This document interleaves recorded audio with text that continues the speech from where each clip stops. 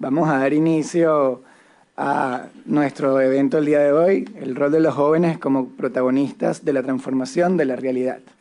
Bueno, buenos días. Como soy Gustavo Martínez, como me presentó recién Tinoco. Les quiero dar la bienvenida acá desde la Cámara de Diputados. La idea es que esta actividad sea un diálogo. Quiero agradecer a todos, bueno, los que están aquí, también los que están vía internet. Un agradecimiento especial para el Grupo Parlamentario por la Democracia, Parladem, a la Asociación por la Democracia en las Américas, ADA, y también a Paulina Bona, que ha estado en la organización de esta actividad. Por último, la diputada Cornelia Schmidt-Liermann, que está en Alemania, en viaje de trabajo oficial, envió una carta. Les voy a leer nada más que algunos párrafos de ella para que esté presente de alguna manera. Dice así: les agradezco a todos los jóvenes presentes en Argentina, en Venezuela, en Cuba y en otros lugares también, su compromiso de participar hoy en esta iniciativa. En especial también a mi colaboradora, Mariana de Juli, por su perseverancia en estos temas, y al personal del Congreso Nacional, sin cuyo trabajo este evento no se podría haber llevado a cabo.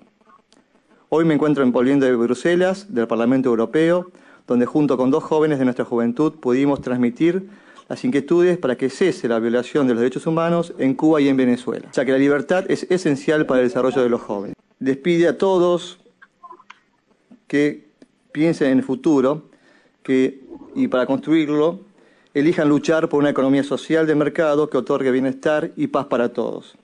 Además, aprovecha para desearles a todos los presentes muy felices fiestas y esperando que un 2015 nos encuentre unidos en fraternidad y en la defensa de la libertad.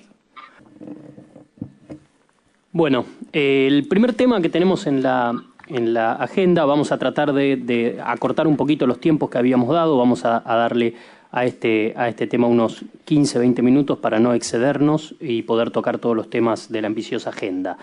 El tema que nos toca inicialmente es el de sociedad civil, educación, cultura, ONGs, trabajo comunitario, redes sociales, medios de comunicación, el arte como transformador de la realidad. Cortito.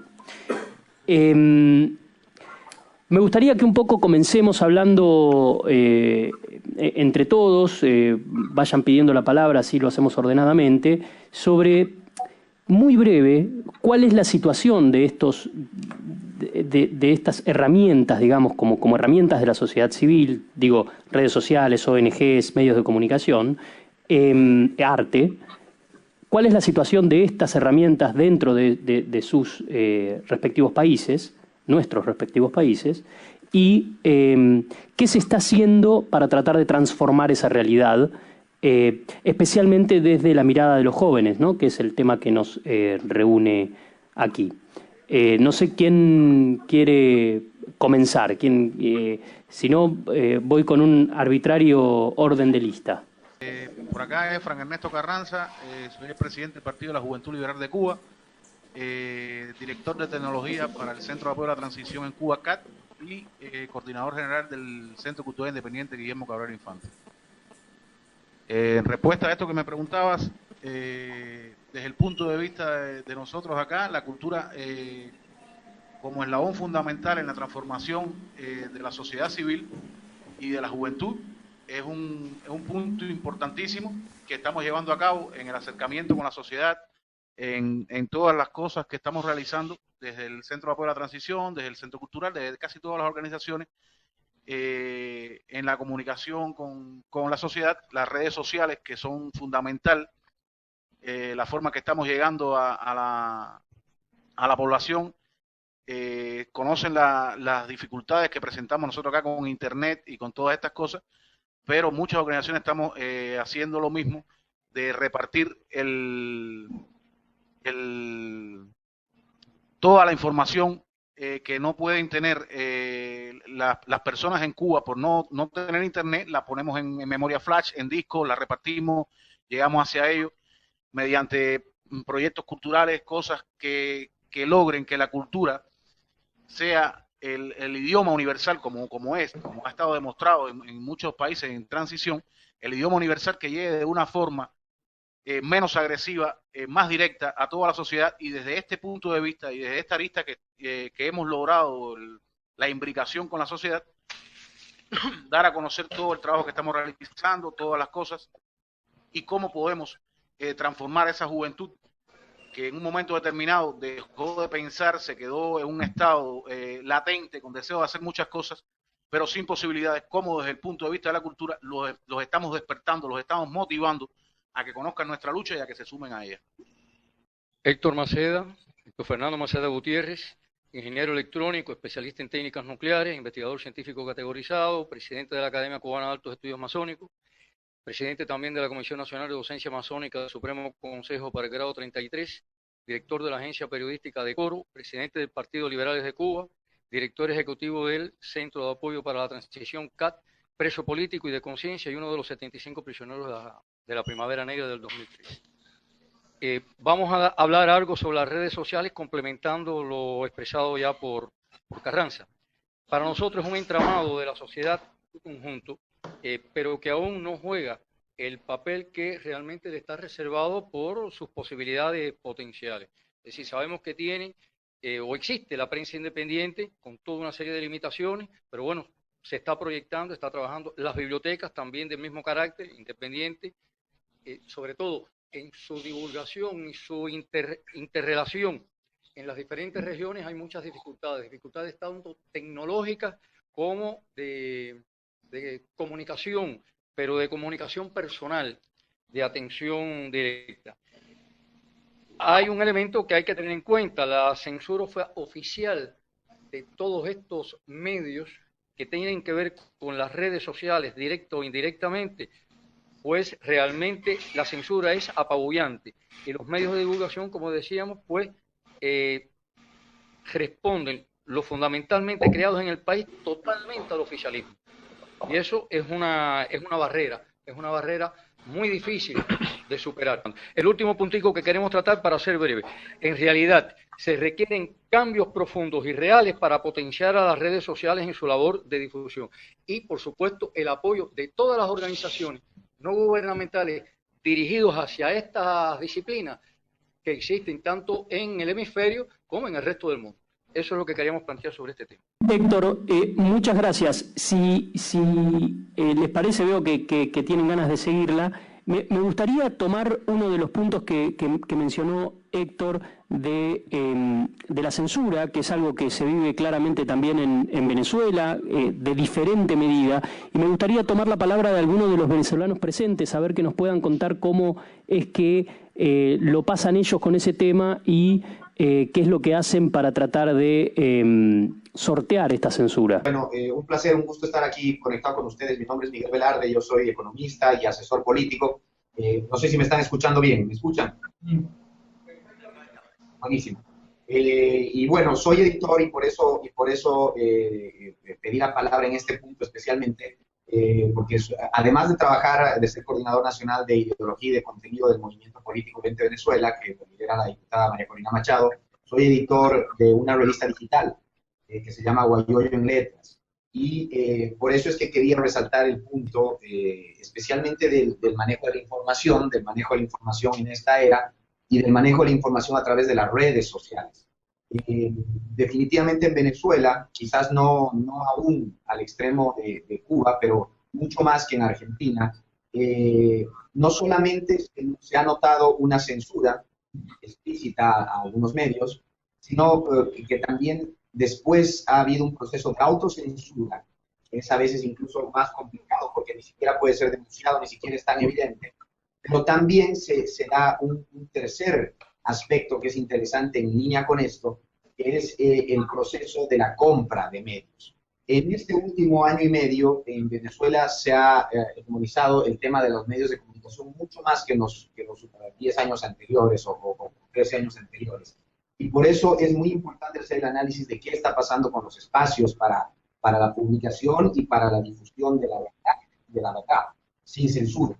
Entonces, cuando te enfrentas a una realidad donde hay primero censura explícita, después autocensura por miedo y en tercer lugar una compra de medios donde ya no necesitas ni censurar ni indicar la autocensura, sino publicar lo que te plazca, cada vez los espacios son menos. Y es por eso, y aquí quiero enfocar mi intervención, que se hace tan importante el tema de los nuevos medios, y de las redes digitales. Ustedes deben estar muy al tanto del proceso que fue llamado acá la salida, por el que está Leopoldo López preso hoy, y sacaron de la Asamblea a María Corina también, y además tiene causas abiertas, no solamente ellos, sino muchos otros políticos y muchos estudiantes y muchos ciudadanos también, un proceso de protestas que se dio desde febrero de este año hasta como junio más o menos, todo ese proceso yo creo que es digno de estudio, no solamente por la forma en la que se dieron las protestas, por los motivos, sino por dos cosas. Uno, por la organización de las protestas, que se dieron en gran parte también se dio a través de las redes sociales, y dos, sobre todo, por la difusión y la cobertura de las mismas.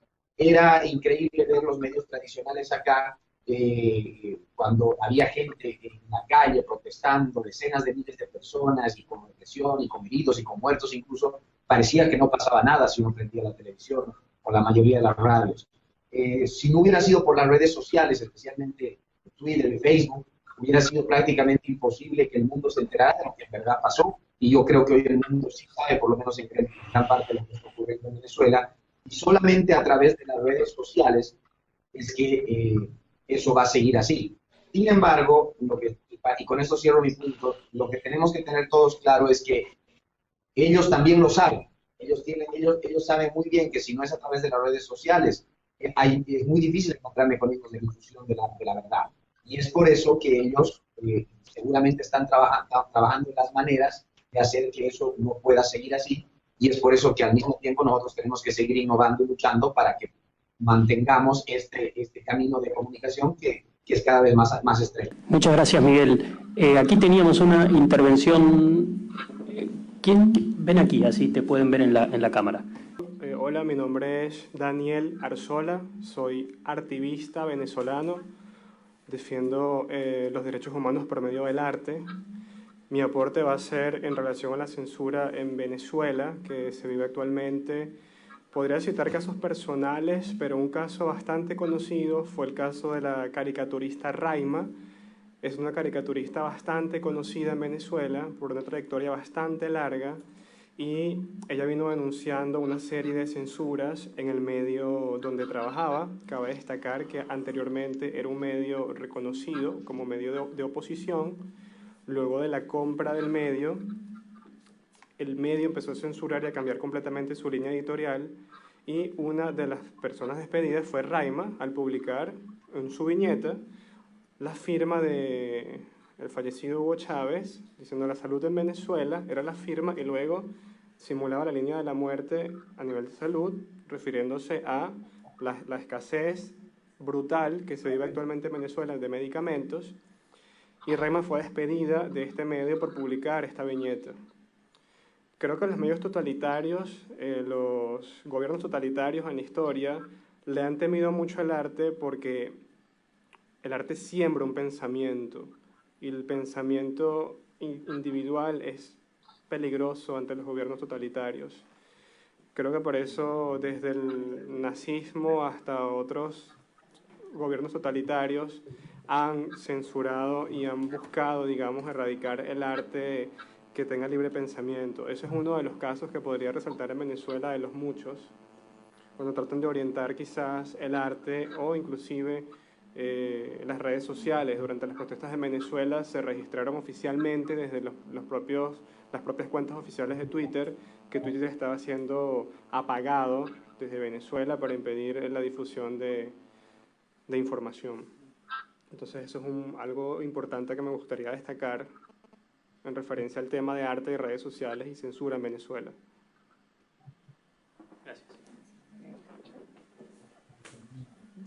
Darío, tú habías pedido la palabra.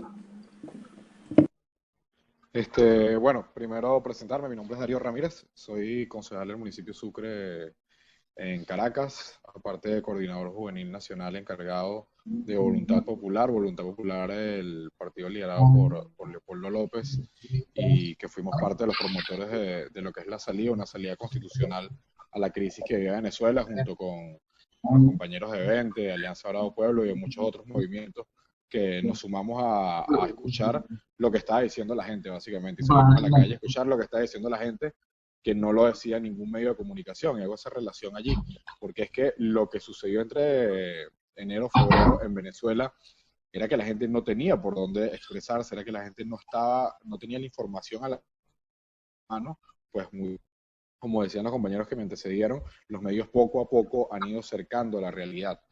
Y esta nueva metodología de ir comprando medios. Yo escribí en el Universal y fui entre los primeros 26 votados articulistas que salieron del Universal. Luego vino el caso de Raima, hasta que el Universal hoy en día pues es otro panfleto de gobierno. Hoy nada más quedan muy pocos medios de comunicación que muestran esa realidad, y ante esa desesperanza, ante esa impotencia que no se tiene a dónde recurrir para poder expresarse, la gente acudió a la calle, la gente acudió a las asambleas de calle. Las asambleas de calle dieron como resultado que concejales que promovían esas asambleas, que estudiantes que promovían esas asambleas fueron detenidos. Producto de esas detenciones, nosotros nos dirigimos hacia la Fiscalía a pedir la liberación de esos concejales y de esos estudiantes, y de ahí pues la respuesta del régimen ha sido desbordada, ha sido desmedida, y dio como resultado más de 40 jóvenes muertos, más de 3.000 jóvenes hoy en día en Venezuela enfrentan casos casos abiertos ante Fiscalía. Todavía hay decenas de jóvenes detenidos. Está Leopoldo López preso, 2 alcaldes electos en Venezuela están detenidos. Entonces ese es el resultado. Hay muchos que hoy en día nos encontramos fuera de Venezuela dando la voz de lo que está pasando, porque los casos de persecución se han incrementado. ¿Algún medio reseña esto? Ningún medio reseña esto, solamente el nacional, y las redes sociales se han vuelto pues el único espacio en donde podemos expresarnos libremente, y eso evidentemente es el mayor daño que se le puede hacer a alguien, porque a pesar de que las redes sociales tienen un alcance bastante importante para las personas que viven hacia el interior del país, para las personas que nada más tienen acceso a un televisor, para las personas que nada más tienen acceso a un periódico, la realidad es la que ese periódico y ese televisor le demuestra. Ahora, con lo que no cuenta el régimen es que ellos viven su propia realidad, ellos tienen que vivir la escasez, ellos tienen que vivir la realidad, y es entonces donde es importante empezar a organizar. Yo quería rescatar un poco el tema central de lo que veníamos hablando, que era el papel de la educación y la cultura. Para mí es un pilar fundamental que los movimientos políticos, que los jóvenes, que las asociaciones civiles trabajen específicamente en este par de temas. Creo que son los más importantes, y tan importantes son que es donde los regímenes, como por ejemplo cubano, como por ejemplo en Venezuela, ponen muchísimo énfasis, porque la educación y la cultura son la raíz de todo lo que viene luego. El adoctrinamiento, como lo utilizan ellos, es a través de la educación, es a través de la cultura, es a través de poner los temas específicos en los cuales se pueden tratar una película, es poner los temas que se pueden presentar en un teatro municipal, nacional, regional, es hacer los libros de educación, y entonces transformar a un exgolpista que arruinó el país en un héroe, en un salvador, en una especie de nuevo Mesías. Es a través de eso, es a través de lo que nos hace personas, porque la cultura es lo que nos hace ser humanos, es lo que nos hace ser distintos. Cuando tú tergiversas esa realidad, entonces empiezas a tergiversar todo lo que viene después de eso. Y si nosotros permitimos que la cultura se siga robando, que la educación se siga manejando de la manera que se maneja, pues vamos a permitir que la historia se reescriba prácticamente, y yo creo que eso es lo principal que no podemos perder.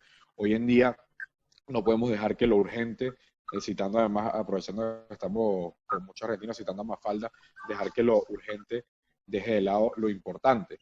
La educación y la cultura son supremamente importantes. Yo soy concejal de la Comisión de Cultura y Turismo del municipio Sucre, y hemos hecho un esfuerzo enorme, porque además la cultura sensibiliza a la gente. El trabajo que hace Raima, caricaturista venezolana, el trabajo que hace Laureano Márquez, humorista venezolano, el trabajo que hacen muchísimos artistas en Venezuela, muchísimos cientos de artistas en Venezuela, es vital para lo que nosotros necesitamos hacer, es vital para poder mantener la esperanza, para poder mantener la fe en esa gente que hoy en día siente que no la tiene. Muchas gracias, Darío. Es interesante todo lo que están planteando todos, porque en cierta medida uno puede ver una especie de situación de control de la comunicación y de la generación de contenidos y demás en 3 grados, si se quiere. Estuvo hablando Frank y Héctor contando probablemente la situación más grave, que es la de Cuba. Lo escuchamos también a Miguel, a Darío y a Daniel mencionando la situación de Venezuela en una especie de espacio intermedio, y me gustaría escuchar la palabra de alguno de los jóvenes aquí presentes para que cuenten de Argentina, y no sé para dónde iban a rumbear los que iban a hablar, pero me gustaría plantear un tema que creo que planteó en cierta medida Darío, que es el rol de la cultura y cómo hacer cuando la cultura o muchos integrantes de los movimientos culturales están más en la comodidad del poder que en el espacio de la contracultura, de la contracara de el poder, precisamente.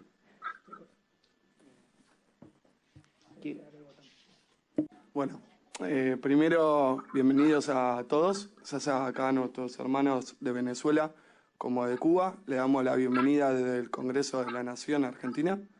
Bienvenidos también a todos los presentes. Mi nombre es Mariano, estudié periodismo y actualmente estoy trabajando en lo que es acción política de Jóvenes Pro Nacional Argentina. Fui asesor de Sergio Berman y la verdad que todos estos puntos van muy de la mano, ¿no? Y quería hablar un poquito de cada uno, más que lo que es la cultura, que es un factor fundamental en todo país, porque si uno no cuida la cultura nativa y no cuida lo propio, que es la cultura de cada región, muere mucho de cada país. Bueno, la verdad que con lo primero que quiero arrancar un poquito es con el tema de ONGs. Nosotros el año pasado, con el diputado Sergio Berman, trabajamos mucho lo que son ONG, de todo lo que es Capital Federal. Y quiero arrancar con ONG porque para mí es un factor fundamental, ya que son las que se encargan muchas veces de hacer el trabajo en los lugares, en las regiones, donde el Estado está ausente. ¿Y por qué digo que son fundamentales? Porque en una ONG vos podés encontrar desde un factor cultural, un factor de educación, también se encargan muchas veces lo que es salud. Se encargan, cuando el Estado no está, son una herramienta fundamental en el lugar. Y en la Argentina, lamentablemente, no llegamos a lo que es Venezuela y Cuba, pero creo que si seguimos así, vamos camino a eso. Y como estamos yendo camino a eso en la Argentina, son un factor fundamental. Y lamentablemente en muchos lugares tampoco tienen el apoyo que necesitan y hacen todo a pulmón. Y ahí están los verdaderos pilares de una sociedad. Así que para mí las ONG son fundamentales. Y después el factor cultural es fundamental también, porque un país vive en lo que es su cultura y la riqueza que tiene su cultura. Está acá la cultura de cada región y eso respira por sí solo y también te trae lo que es lo que es, ahí se fue la palabra, turismo, que alimenta a muchas regiones también. En nuestro país, el interior, en muchos lados vive el turismo. Después, por otro lado, estaban acá uno de los puntos, era educación.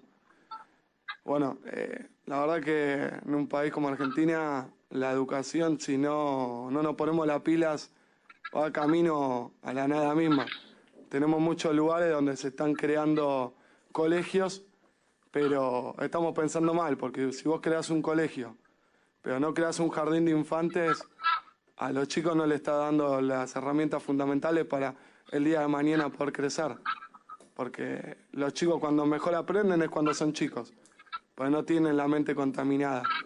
Y si de chiquitos nosotros no los educamos y no les brindamos lo que es un jardín de infantes, es muy complicado que en un primario puedan aprender. Y después, a ver, otro de los puntos, así le doy la palabra acá a los compañeros también, eran las redes sociales. Las redes sociales son un factor fundamental porque uno puede expresar lo que siente, lo que piensa, también puede expresar el trabajo que se está haciendo en cada lugar, pero también son un factor negativo. ¿Y por qué digo esto? Voy a poner un caso que me tocó vivir en Santiago del Estero, una provincia muy feudal, donde el que te viaja es el que es amigo del poder. Lamentablemente es así. ¿Y por qué digo que las redes sociales son fundamentales? Porque, por ejemplo, una red fundamental hoy en día, que es el Facebook, que se usa mucho, a veces una foto te escracha y una foto te puede dejar cinta abajo también, si no sos amigo del poder. Y lo digo porque a una compañera en Santiago le pasó por pensar distinto y subieron una foto de ella al Facebook y por pensar distinto la corrieron desde abajo. Así que lamentablemente son un factor fundamental, tanto negativo como positivamente. Así que bueno, no sé si a cada uno de los compañeros quiere hablar también.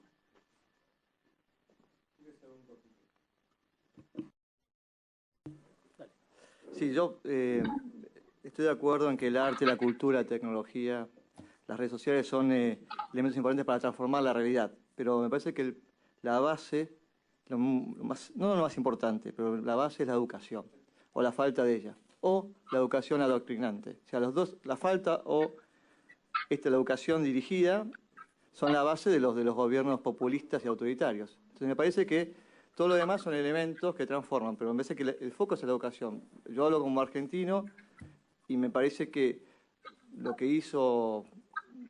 Yo fui al colegio público y privado, pero lo que hizo, por ejemplo, a este país en un momento, un país grande, fue la educación pública, porque ayudó a que todos tengan acceso. Entonces, tanto que vienen de otros países, hoy en día, con todo lo que estaba vapuleada, sigue siendo un factor de, no me llamaría de igualación, pero sí de oportunidades. Entonces me parece que lo demás son elementos, si no tenemos la educación, bien claro la educación, o tenemos una educación, pero que es la educación que quiere el gobierno imponer, parece que en eso, hasta que no se modifique esa realidad, vamos a andar mal. Nada más, era muy corto, nada más que eso. Gracias. Le paso la palabra a Gloria, que la había pedido hace un ratito. Hola a todos, yo soy Gloria San Miguel, venezolana, cocinera, artista. Y bueno, no me denomino activista porque hay mucho por hacer y se hace bastante poco. Con respecto a este tema que estamos ventilando en este momento a propósito de las redes sociales y del papel que pueden tomar los jóvenes en procesos tan duros como los que está viviendo Latinoamérica, creo que es importante dejar de manifiesto primero que lo que nosotros hagamos tiene que tomar en cuenta también a qué enemigo nos enfrentamos, ¿no? Básicamente, en Venezuela, acá yo estando en Argentina, llegó a mis manos una denuncia a La Haya de un abogado argentino a quien se le fue dado material que comprueba que en Venezuela hay una plataforma de espionaje político desde hace tiempo implantada. Lo que quiere decir, bueno, entre muchas de las cosas que propone este abogado, y bueno, esta información sería muy buena que la ventiláramos todos, cosa curiosa que se mandó a los medios, nunca se ventiló, quizás mientras más turbia es la verdad, más se esconde. Pero básicamente hay pruebas de que el espionaje político existe. En Venezuela es obvio que eso sucede por la persecución sistemática a los estudiantes, porque cierran el ancho de banda de páginas como Twitter o como Facebook para que la gente no pueda subir videos o acceder a cosas, o hay ciertas páginas también a las que no se puede tener acceso.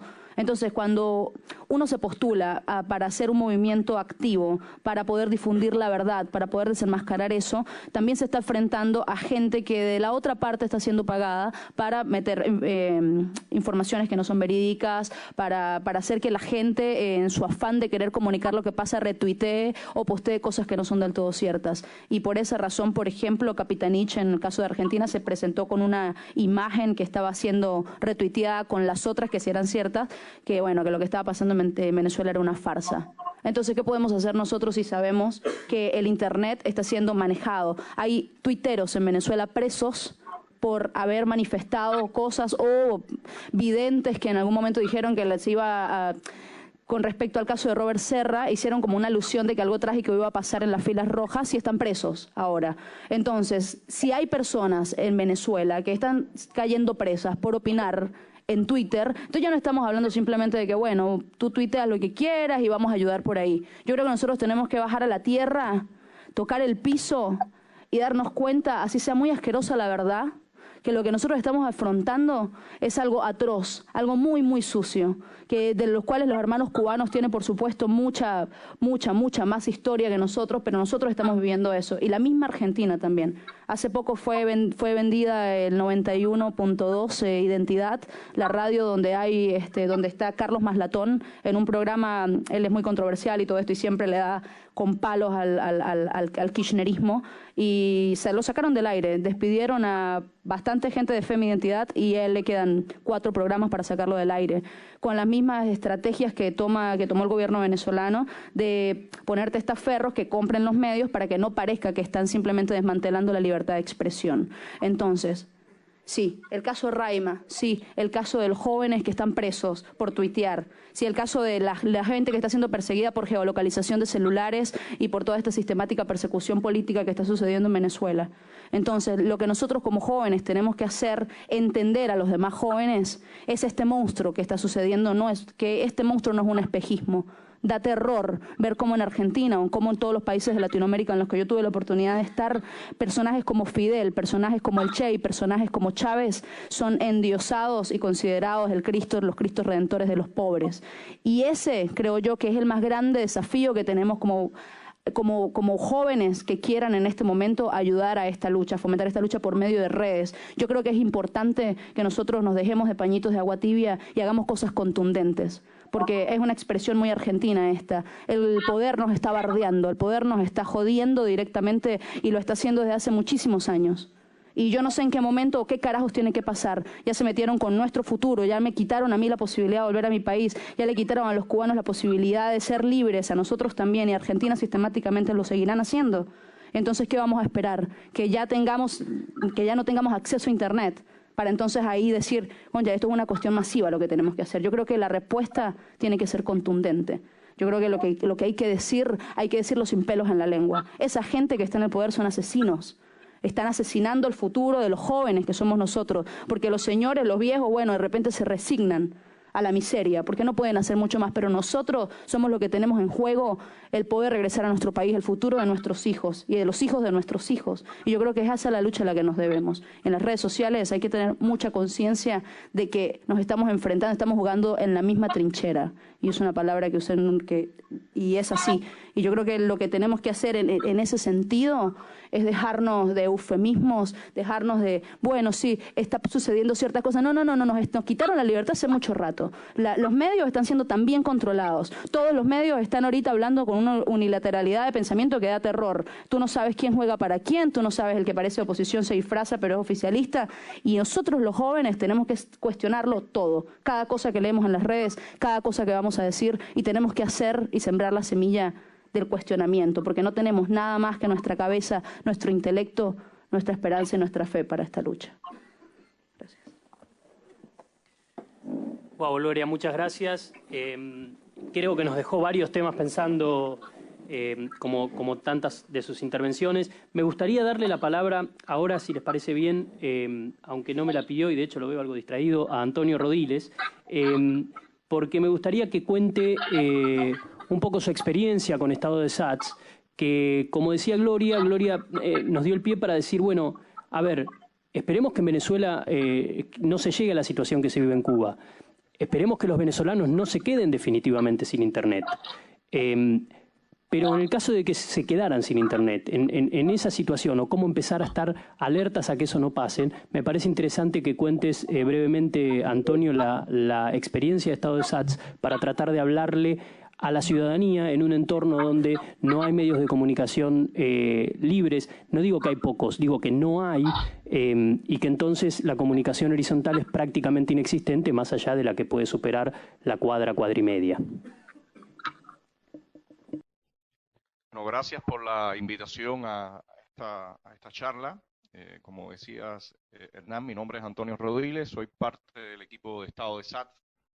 Y bueno, yo quería ir a puntos muy concretos, ¿no? Yo creo que evidentemente todos sabemos cuál es la forma de actuar de estos regímenes totalitarios, pero me parece que realmente la reacción por parte de los activistas y de los ciudadanos es pobre si nos ubicamos y somos realistas del tipo de enemigo que tenemos, ¿no?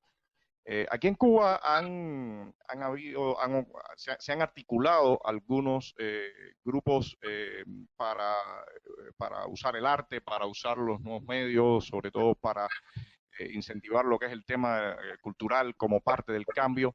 Y yo creo que el apoyo ha sido muy pobre desde dentro de la isla, desde el sector opositor y desde el exterior también. Yo creo que se prefiere muchas veces usar arquetipos de lo que puede ser tratar de cambiar un sistema, de tener 3 o 4 personas en la calle protestando, y sin embargo movimientos culturales y movimientos artísticos se han dejado totalmente abandonados. El gobierno ha hecho lo que ha querido y no ha habido ninguna respuesta internacional. Un caso de ellos, por ejemplo, tengo acá un amigo a mi lado izquierdo, Frank, que lo conoce perfectamente bien, fue el grupo Omni Zona Franca en una zona, en un poblado de La Habana que se llama La Mar. Esas personas fueron desalojados de un lugar con cero reacción por parte del mundo artístico, de otros artistas de la región, incluso de los cubanos en Miami. Fue un evento que pasó sin penas ni glorias, como se dice, de la propia oposición cubana. Yo creo que todo ese tipo de situaciones lo que han hecho es que han permitido que el régimen cada vez pueda fracturar más a la sociedad cubana. Hay incluso personas que desde la prensa independiente han prestado poca atención a este tipo de acción.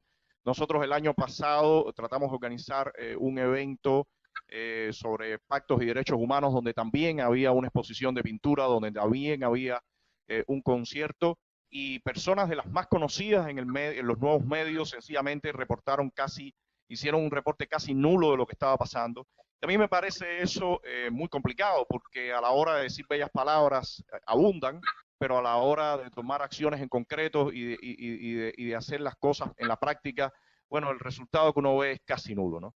Yo creo que lo que ha pasado, por ejemplo, en Venezuela, que grupos de estudiantes estuvieron en las calles protestando hasta casi lo último que pudieron aguantar, y por otra parte el resto de la reacción en América Latina también fue muy pobre frente a estos abusos.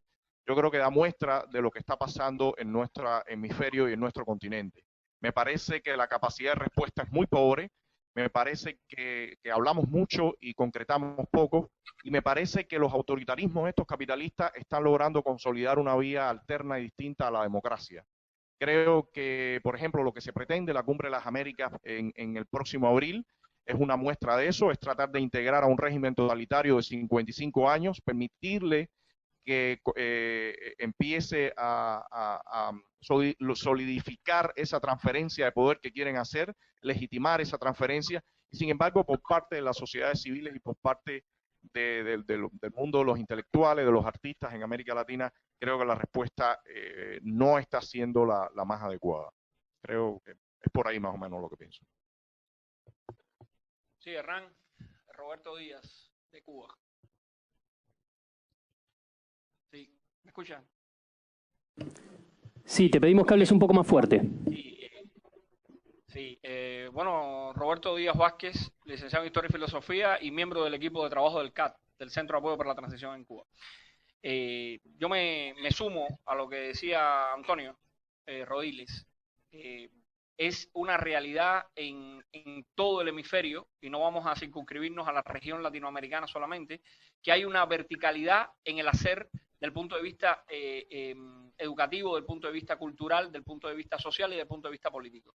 Hay que horizontalizar los movimientos de respuesta a los regímenes o a los gobiernos que tienen una visión diferente o que esgrimen una visión diferente de lo que es gobernabilidad, de lo que es gobernanza, de lo que puede ser dirigir un país con características diferentes en sí mismo y a la vez enriquecido por estas características.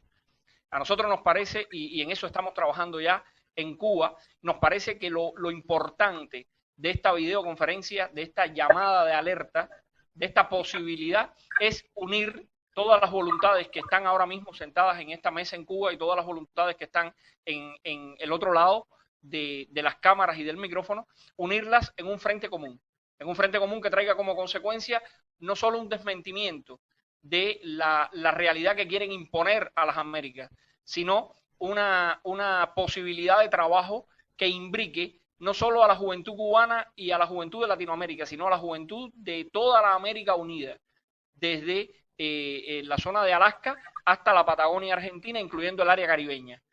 Para nosotros es extremadamente importante que existan plataformas de trabajo sobre las cuales se sustenten las verdaderas posibilidades de desarrollo de una cultura independiente, de una respuesta cultural independiente a la situación que Cuba está teniendo y a la situación que está teniendo Venezuela, pero no solo Venezuela, porque sabemos que si el régimen en Cuba no ha tenido éxito, ha sido exportando un modelo ideológico diferente, un modelo ideológico de control absolutista. Y esto está poniéndose de manifiesto en las modulaciones que están efectuando los gobiernos de Bolivia, los gobiernos de Ecuador, los gobiernos de Venezuela, el propio gobierno argentino, que están realizando una tarea de alivianamiento de la conciencia, diría yo, de las juventudes y de las posibilidades de lo que la juventud puede hacer. Nosotros estamos abogando y ahora mismo estamos haciendo una invitación a todos los movimientos que se encuentran en esa mesa allá donde están ustedes y a los diferentes hermanos que están en diferentes partes del mundo y a los hermanos que en Cuba nos encontramos en esta mesa, a que unamos esfuerzos buscando un frente común ante los desmanes que parecía que se habían eliminado en las Américas y que han retornado con una fuerza tremenda. Y me estoy refiriendo específicamente a planes definidos para movimientos culturales definidos, para realizar actividades culturales que promuevan libertades básicas fundamentales y no solo llevar en el eje de la cultura o por los ejes de la cultura lo que se puede hacer, sino promover dentro de nuestras respectivas poblaciones la libertad, pero la libertad vista desde las diferentes tonalidades y de las diferentes ópticas que tenemos en las Américas, que yo considero una de las regiones mundiales más enriquecidas por culturas de todo tipo. Muchas gracias, Roberto. Si les parece bien, ya llevamos 45 minutos sobre el tema. Me gustaría pasarle la palabra a Fernando Iglesias, que está aquí presente con nosotros. Él se va a presentar, pero brevemente, porque es humilde, voy a decir que fue diputado nacional con su mandato cumplido. Es un intelectual de talla aquí en Argentina, que suele colaborar en medios y escribir artículos muy interesantes y además está involucrado en un ambicioso proyecto de un parlamento global. Así que les paso la palabra a Fernando. Hola. Bueno, gracias. Gracias, Hernán, por la presentación tan generosa.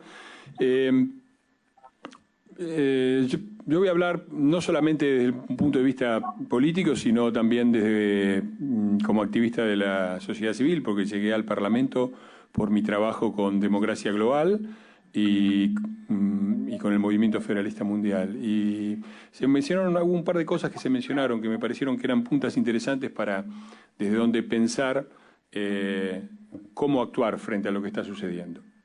Porque es una realidad muy vieja. La supuesta revolución cubana ya tiene más de medio siglo y me parece que hay una serie de realidades nuevas a las que nosotros haríamos mal en no tomar en consideración. Y en ese sentido hubo algo que dijo Gloria que me llamó la atención con respecto a la denuncia sobre Venezuela ante la Corte Penal Internacional.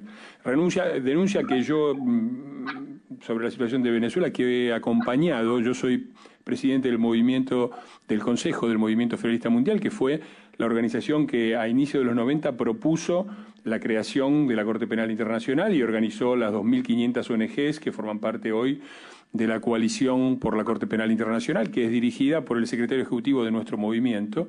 Y nos reunimos hace muy poco en La Haya y yo volví a insistir con este tema y la importancia que la coalición tomara el tema de Venezuela. Pero lo cierto es que la objeción a que lo que está sucediendo en Venezuela no reúne las condiciones fijadas por el Estatuto de Roma es una objeción fuerte. No es simple capricho, no es simple motivo de que no se quiere tratar el tema, es una objeción fuerte y habla de la obsolescencia del Estatuto de Roma, porque estas situaciones deberían estar contempladas en algún tipo de mecanismo supranacional.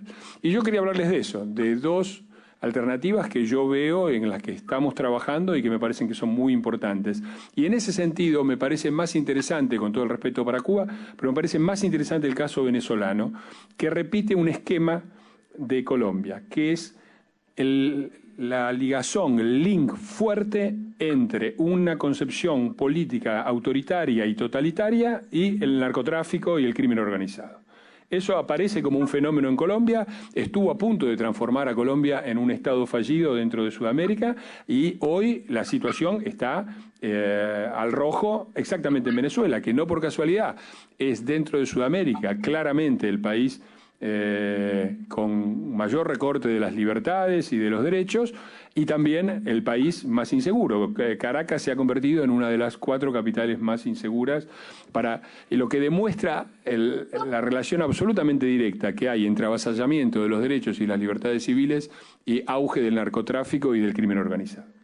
En ese sentido me parece que hay dos propuestas en las cuales yo Ignoro cuáles son las posibilidades de actuación de quienes formamos parte de esta reunión ampliada gracias a la tecnología, pero les voy a pedir por lo menos que la tengan en la agenda, que la tengan a la vista. Uno es, se está proponiendo aquí en Argentina la elección directa de parlamentarios al Mercosur en la República Argentina. Esto es una deuda que el bloque tiene desde el año 2011, es decir, cuando se creó el Mercosur, en 1991 se propuso la creación de una asamblea parlamentaria, que es lo que hoy existe, y en 20 años tener parlamentarios directamente elegidos y un parlamento verdadero. Yo creo que este es un punto que es muy importante y que no está siendo considerado adecuadamente por la oposición argentina, porque es clara la intención del gobierno y de Cristina Kirchner de obtener fueros parlamentarios que la protejan. Pero también es claro que esos fueros parlamentarios Cristina Kirchner las puede obtener como las obtuvo el marido siendo diputado nacional o senador. De manera que ese no es el problema. El tema es tener una agenda republicana y democrática que en un mundo global no puede limitarse al nivel de los estados nacionales. Muchas veces, en muchos países, hoy le está pasando claramente a Venezuela, pese a la heroica resistencia de las fuerzas democráticas, el balance de fuerzas es negativo y la situación sigue empeorando. Por lo tanto, los mecanismos regionales son fundamentales. Cuando yo fui diputado del Parlasur, presenté un proyecto que yo espero que se retome y que establece la base de una posible agenda democrática y republicana del Mercosur y de Sudamérica. ¿Qué es esta? Todos los países del Mercosur, incluida Venezuela, a pesar de que ahora se ha retractado de la participación, han firmado la Convención Interamericana, el Pacto de San José de Costa Rica, que establece condiciones y definiciones sobre qué significa la democracia mucho más profundas y amplias que la Carta Democrática del Mercosur. Dado que todos los gobiernos del Mercosur la han firmado, mi propuesta es que las fuerzas democráticas y republicanas aceleren, en lugar de oponerse, aceleren la designación directa de representantes al Mercosur, exijan a los gobiernos de Brasil y Uruguay que se incorporen a la elección directa, pidan poderes legislativos, porque elegimos representantes en forma directa y democrática para que tengan poderes legislativos y no para que sea un mero lugar donde se distribuyen cargos, sueldos y fueros. Y ese Parlamento debería incluir el Pacto de San José de Costa Rica y sus definiciones de democracia, que son profundas y amplias, a la cláusula democrática del Mercosur. Y los países que no estén de acuerdo que tengan que explicar por qué motivo están en desacuerdo con algo que ya firmaron. Me parece que estableciendo la Carta Democrática y el Pacto de San José de Costa Rica, que es la Convención Interamericana de Derechos Humanos, dentro de los acuerdos de la cláusula democrática del Mercosur, el Mercosur y su Comisión de Defensa de la Democracia y de los Derechos Humanos tendría capacidades, por ejemplo, de inspección respecto a países como Venezuela, mucho más fuertes de las que tiene hoy. Por lo tanto, el camino no está en oponerse a la maniobra del kirchnerismo de darle fueros a Cristina, porque es inútil hacerlo, no tiene sentido.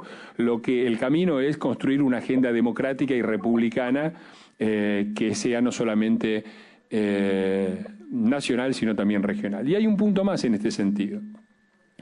Democracia Global está promoviendo la creación de una Corte Penal latinoamericana y del Caribe contra el crimen transnacional organizado. Es decir, cuando se creó la Corte Penal Internacional, Trinidad Tobago propuso que se incluyeran no solamente los delitos de lesa humanidad, sino también los delitos del crimen organizado. Y hoy estamos viendo en países como México, donde aparecen nuevas formas de genocidio, donde desaparecen 43 estudiantes en manos de las fuerzas políticas, donde parece que apareció uno ahora, donde claramente la hipótesis es que los han matado a todos, en una colusión espantosa que responde a la definición de narcoestado, en la cual la orden de captura la da el alcalde de un pueblo, actúa la policía municipal y a los chicos los terminan matando las fuerzas del narcotráfico, porque ya la división y la separación entre el Estado y el narco es casi inexistente. Esta es una amenaza que es muy grande para todos los países de la región y es sobre todo muy fuerte en países como Venezuela, y lo fue en Colombia, en donde la relación directa entre, por ejemplo, corrupción política y lavado de dinero, que es lavado de activos, que es uno de los crímenes específicos del crimen transnacional organizado, es enorme. Si nosotros lográramos tener una corte que tomara estos delitos, que están perfectamente definidos por una convención de la ONU, que es la Convención de Palermo sobre el crimen organizado, que es del año 2000, y que todos los países, o casi todos los países de la región, también han firmado. Si tuviéramos una corte que persiguiera estos crímenes, tendríamos una herramienta poderosísima contra el lavado de dinero, contra la corrupción política y contra los gobiernos autoritarios que viven en base a eso, porque es de ahí donde se alimenta el gobierno chavista y es ahí donde se alimenta el gobierno argentino, etcétera, etcétera, etcétera. Entonces me parece que esta es una estrategia razonable, no es de corto plazo, estamos hablando de mediano plazo, es una estrategia de 4 o 5 años.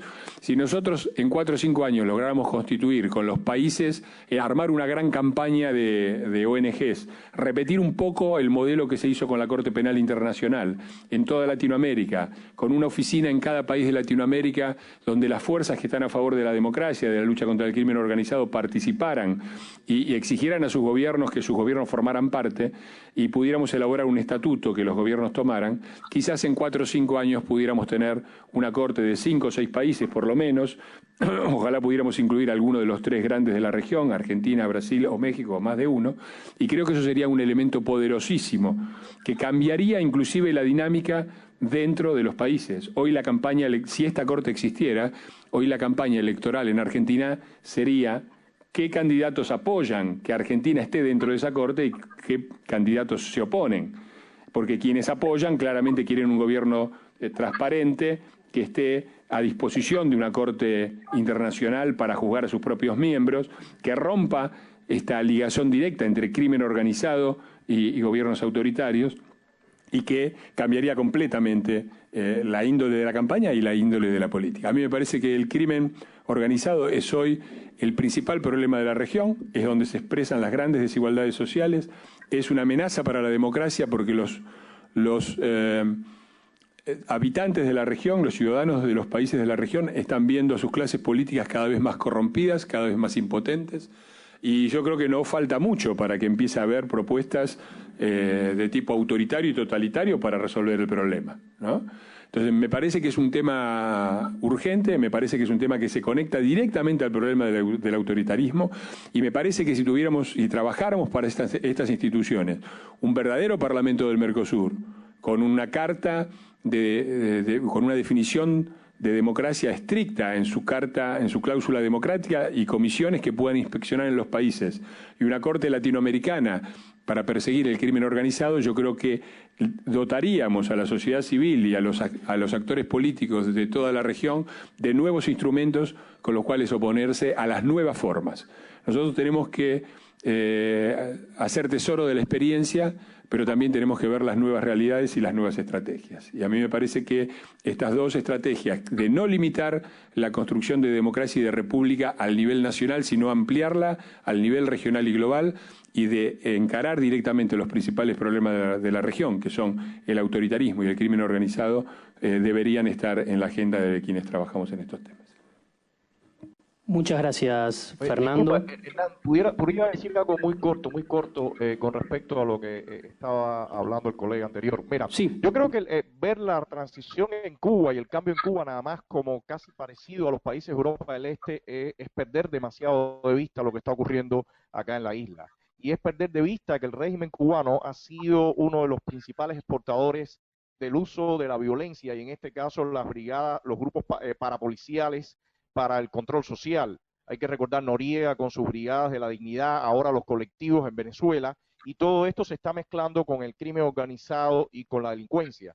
Entonces, ver la transición en Cuba nada más como un cambio de que cayó Fidel Castro, cayó Raúl Castro, y no entender que todos estos elementos van a aparecer por los niveles de miseria que hay, toda la exportación de la seguridad del Estado cubana en muchos de los otros países, usando sus técnicas de control social, van a ser parte del grave problema que ya tenemos, es sencillamente ver las cosas a media. A mí me parece que entender la transición cubana pasa por entender cómo todas estas fuerzas se van a ir desbordando cada vez y cómo van a ser un problema no solamente interno que vamos a tener, sino un problema en toda la región. Ya en este mismo momento existe un tráfico humano bastante amplio a través de México. Quienes son la contraparte en el territorio mexicano son los Zetas. Aquí en Cuba, por supuesto, hay autoridades que permiten que eso ocurra, Este año la cifra va por 26.000, cada cubano cuesta $10.000. Estamos hablando de un negocio anualmente por encima de 150 millones de dólares, del orden de 200 millones de dólares. Y evidentemente esto empieza a generar un escenario bastante complicado para una posible transición democrática en Cuba. Creo que no se puede quedar Cuba fuera de todo este análisis del crimen organizado, de los tráficos, porque incluso geográficamente Cuba tiene una posición perfecta para todos estos tráficos que generalmente terminan en los Estados Unidos. Sí, bueno, desconocía el caso concreto de Cuba, pero era de suponerse. Y en el caso en el ejemplo de transiciones, me parece que hay un ejemplo de transición del este europeo que también es una amenaza para Cuba, que es Rusia, ¿no? Es decir, pensemos el escenario de una posible Cuba que en vez de ir para el lado de Polonia o la República Checa vaya más bien para el lado de Rusia, y la importancia crucial que tendría tener dos organismos como esto, un verdadero parlamento regional, quizás ampliable mañana a nivel de UNASUR, y además una corte que persigue este tipo de crímenes. Me parece que que claramente ese es uno de los riesgos que se viene, coincido con el análisis, y me parece que habría que pensarlo también en esta perspectiva de Rusia, que es la transición simple y pura de una mafia que se justificaba en motivos ideológicos a una mafia que ya no tiene ningún motivo para justificarse, sino otro que la ambición de poder, ¿no? Y las consecuencias tremendas que eso tiene. Me parece que los países de la región tienen que ver lo que está sucediendo hoy en Crimea y en Ucrania, y las consecuencias que eso tiene para Europa, para identificar la amenaza y responder a ella. Necesito que pasemos a un tema, aunque ya hemos pasado, ¿no? Ya nos hemos ido un poco del ámbito de la cultura, la educación y la sociedad civil, por más que muchas de estas sean iniciativas de la sociedad civil, a más el ámbito político. Me gustaría que, para no irnos de tiempo, nos quedan solamente 40 minutos para que podamos hablar de el rol de la juventud dentro de los partidos políticos. Si les parece bien, vamos a hacer la ronda al revés. Podemos empezar por Argentina, luego seguir por Venezuela y terminar con Cuba. ¿Les parece? Aquí tenemos jóvenes activistas políticos que se van a presentar y van a dar su opinión. Bueno, me llamo Gastón Taboada, trabajo en comunicación de una diputada nacional, estudio también comunicación. Creo que Cuba ya es un punto extremo que ya es muy difícil de controlar. Acá en Argentina es muy complicado que alguien quiera tomar el cambio, realmente apostar por el cambio. La gente grande acá de más de 40 años, en la intención de voto es muy complicado que quiera votar algo distinto a lo que ya está. Es un poco el mejor malo conocido que malo por conocer. Se cree que cuando se compara Argentina con Venezuela estamos muy lejos. La verdad que estamos a 35 puntos de inflación. Las medidas de precios justos en Venezuela y precios cuidados acá son visibles. El desempleo es en aumento y el cepo al dólar. Ya hay como muchas cosas que son parecidas y poco a poco va a ir empeorando. Creo que el rol de la juventud es primordial, porque somos los que más queremos el cambio, somos los que más estamos decididos al cambio, y sobre todo porque no va a ser un cambio a largo plazo, lo que en nuestro país es muy complicado de ver porque todos los gobiernos anteriores, muy pocos terminaron bien, lo que nos lleva a pensar de una forma más cortoplacista. Entonces es muy complicado pensar hoy en día el argentino a largo plazo y cambiar su voto por alguien nuevo que realmente traiga un cambio a lo que estamos viendo. Así que creo que realmente los jóvenes son las personas que tenemos que realmente empujar el cambio. Y después creo, por lo que estuvieron hablando dentro de Venezuela, Cuba, las formas menos agresivas que pueden llegar a tener por los que desencadena para lograr este cambio también. Uno es el rol de los jóvenes en la calle, otro son las redes sociales, por más que no tengan un alcance global en lo que son los países. Y uno tercero son las figuras públicas dentro de los mismos países y los países aledaños o que sean conocidos.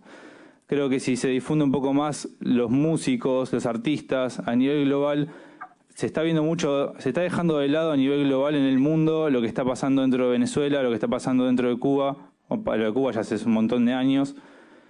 Pero Venezuela está en un gris que si se espera un poco más va a ser muy complicado de levantar, y Argentina está yendo a lo que es Venezuela. Así que creo que tendría que haber una visión más global de todos, ser menos egoístas con el país en el que viven y difundir un poco más a nivel global, que eso nadie lo va a poder parar. O sea, que si lo difunden figuras de música, artistas, creo que nadie lo va a poder frenar, y va a ser una gran ayuda para que la gente que vive en esos países salga a la calle realmente con un empuje, a decir realmente alguien me apoya, tengo el cambio y no soy el único que estoy saliendo, a que me puedan matar, a que me pueda pasar lo que sea. Si quiere hablar alguien más acá. No. ¿No? Bueno, yo quería un poco contar, mi nombre es Juan Lucci, yo ahora soy director ejecutivo de una fundación, y un poco quería contar también lo difícil que es acá en Argentina llevar a cabo cualquier organización de la sociedad civil.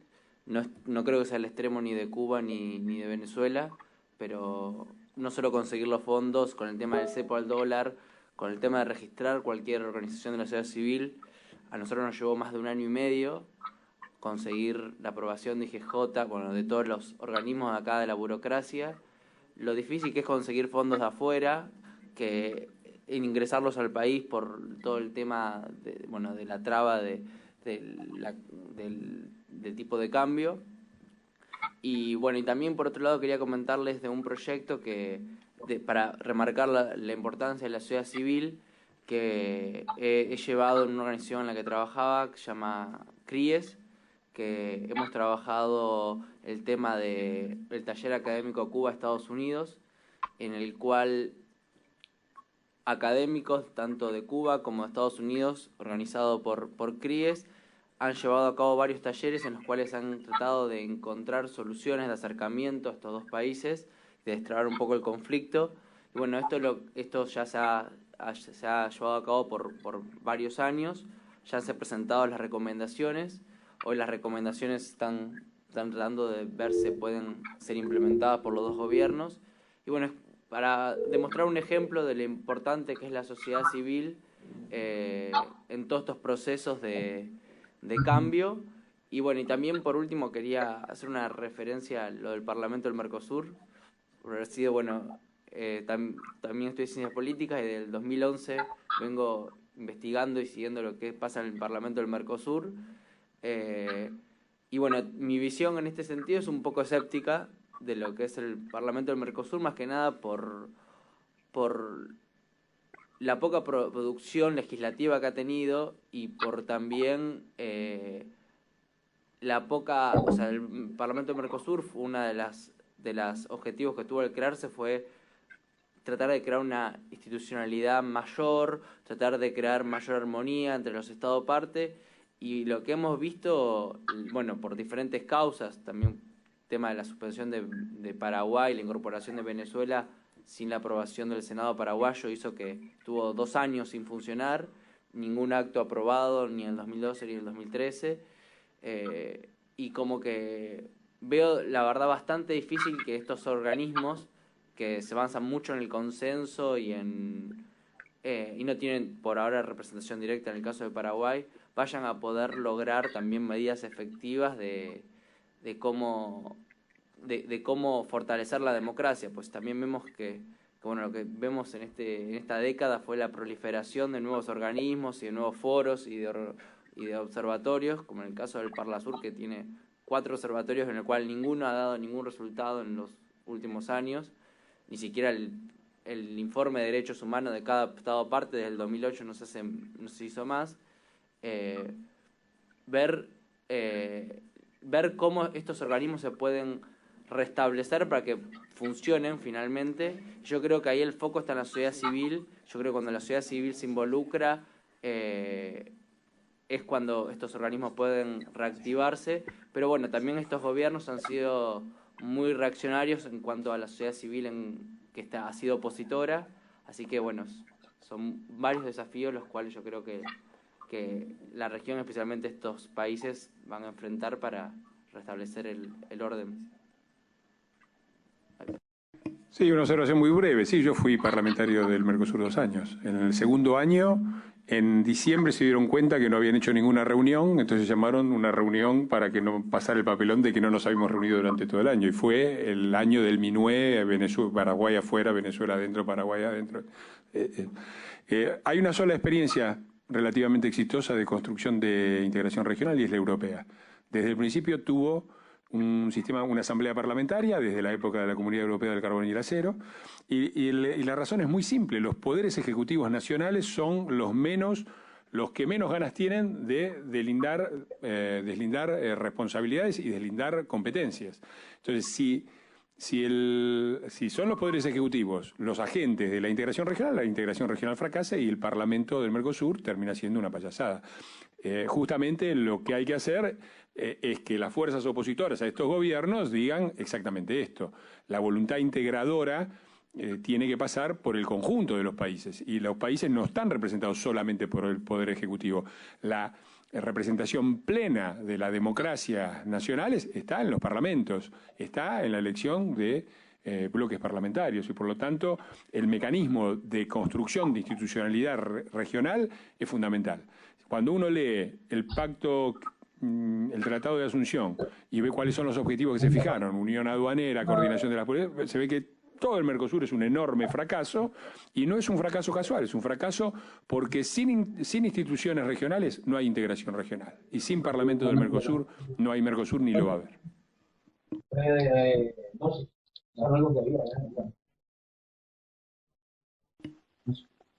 Adelante, Miguel. ¿Aló? ¿Aló? No, me escuchan, ¿no? Sí, te escuchamos bien. Gracias. Y disculpen, antes que nada me disculpo porque de verdad tengo a la una de Venezuela algo acá impostergable y debo retirarme, pero no quería irme primero sin antes agradecerle a Ernesto, agradecerle a todas las organizaciones y a todos ustedes por haber propiciado esto. Creo, y aquí voy en línea con lo que dijo uno de mis buenos amigos cubanos allá, que esto no se debe quedar solamente en esta conversación y intercambio de buenas ideas, que sin duda lo son, sino que debe propiciar algo más, a algo que además vaya más allá incluso de lo teórico y de lo documentado, sino que quizás pueda traducirse en acciones, en acciones concretas, y sobre todo en la organización, porque yo creo que este tipo de encuentros, más importante incluso que una acción o un evento en concreto, es lo que pueda quedar como red, como organización, siempre con base en la premisa de que cada vez es más difícil poder comunicarnos con libertad, ¿no? y transparentemente. Por eso yo los invito a ustedes a que usando este encuentro como ejemplo, podamos crear una red de comunicación, de intercambio de información, de intercambio de ideas, porque no solamente nos va a servir aquí en Venezuela para aprender de experiencias de qué hacer y qué no hacer de otros países, le puede servir a Argentina también de qué pueden hacer y no hacer con base a nuestra experiencia en Venezuela, porque al final estas son cosas que solamente se van repitiendo y uno a veces voltea a ver a países vecinos y están como uno hace 5, 6 o 10 años. Pero en el mismo camino, ellos se organizan y ellos conversan y también comparten experiencias y mejoran entre comillas, sus estrategias de modelos. Por eso para mí hace un placer poder estar aquí con ustedes. Espero de verdad que mantengamos permanente contacto. Y bueno, desde Venezuela poder apoyarlos, y espero poder contar con el apoyo, que podamos contar con el apoyo de ustedes también en todo lo que podamos trabajar de ahora en adelante. Un saludo a todos y gracias. Espero hablar pronto de nuevo con ustedes. Muchas gracias a ti, Miguel, por tu participación y tus palabras. Abrazo. Pasamos ahora la palabra a Mijail, que desde Chile, él es cubano, nos va a contar un poco también su visión del tema. No. ¿Se me escucha o no me escucha? Sí, perfecto. ¿Me escucha? A ver. No, solo que estaba comprendiendo un poco lo que decían y yo creo que adolecemos un poco también de falta de relato. Cuando nosotros estamos enfrentando este tema de democratizar las sociedades, de lograr que de una u otra manera haya un mayor acceso y, por supuesto, lo primero que tenemos es un enemigo que es el populismo que se está adueñando de la región. Y yo creo que la falta de relato, y lo digo no solo por nosotros, lo digo en general, que hay una falta de relato libertario en la forma en que tenemos los liberales, o por decirlo de alguna manera, o las personas que estamos por la libertad y por la defensa de la amplitud de la democracia. Tenemos una falta de relato en cuanto a que lo que estamos enfrentando en primer lugar es el populismo. Y no somos capaces, primero, de crear un mensaje que tenga la posibilidad de combatir el mensaje del populismo, que es un mensaje muy simple, pero es también un mensaje muy efectivo, porque es un mensaje que está acompañado, primero, por la fuerza de los ejecutivos en general, y segundo, por la fuerza de los dineros del Estado y la distribución de la riqueza, entre comillas, del Estado. Entonces, yo creo que lo primero que falta, está claro que nos falta acceso a los medios de comunicación, nos falta tanto en Cuba como en Venezuela, incluso en Argentina, que también están tratando con todo esto contra el Grupo Clarín, etcétera. Pero incluso en Chile hay omisión de noticias importantes que afecten las nuevas políticas gubernamentales en los grandes medios de comunicación, aun cuando los grandes medios son controlados por el Estado, básicamente porque el Estado es el principal avisador que tienen los medios. Entonces, pero más allá del medio que nosotros usemos para comunicar, yo creo que tenemos una ausencia de relato. El diagnóstico, encuentro que todos lo tenemos. El diagnóstico cubano, todos lo tenemos. El diagnóstico latinoamericano también lo tenemos y yo creo que es correcto. Pero lo que yo no he podido discernir, lo que creo que todavía estamos en falta y es muy grave, es en elaborar un relato de qué estamos buscando en específico y qué realidad se encuentra el ciudadano de a pie que de una u otra manera tiene que ser educado o al menos informado sobre ciertas cosas. En el fondo, ¿qué le estamos proponiendo? ¿Cómo ordenamos el relato que sea capaz de combatir la seducción propia del populismo, que es una seducción financiera en el fondo, versus nuestras ideas, las ideas de la libertad, de la economía social de mercado, de la participación democrática? Yo creo que son yo creo que son muy perfectas, digamos, muy vendibles. Pero lo que no encuentro y todavía no he visto, y en eso yo creo que tenemos que centrar nuestro trabajo, es qué vamos a ofrecer y cómo vamos a comunicar esas ideas, pero llevándolas un poco a la realidad de los ciudadanos de Latinoamérica cuando se encuentren con esas ideas. Porque no es muy simple, o a nosotros, y somos la mayoría universitarios, etcétera, es muy la comunicación de las ideas es muy simple, es muy fácil, la entendemos todos, diagnosticamos, correcto, e incluso tenemos proyectos, todos participamos de otra manera. Pero la persona que vota por ese ejecutivo, que es el que ha atrasado en Latinoamérica en los últimos años, estoy dejando fuera, y es un caso muy especial, y Venezuela porque ya está absolutamente claro, pero estoy hablando del ejecutivo argentino, el ejecutivo boliviano, gracias a Dios el ejecutivo peruano ha tenido una participación menos populista que sus colegas, que no era, que es sorprendente además. Pero, ¿qué discurso, qué relato vamos a comunicar? Porque antes de percatarnos de cómo usamos los medios o de qué tipo de proyectos vamos a realizar para comunicar, tenemos que saber qué comunicar y cómo nuestro mensaje contrarresta un mensaje tan hermoso y de tan fácil venta como el populismo. Es solo eso, nada más.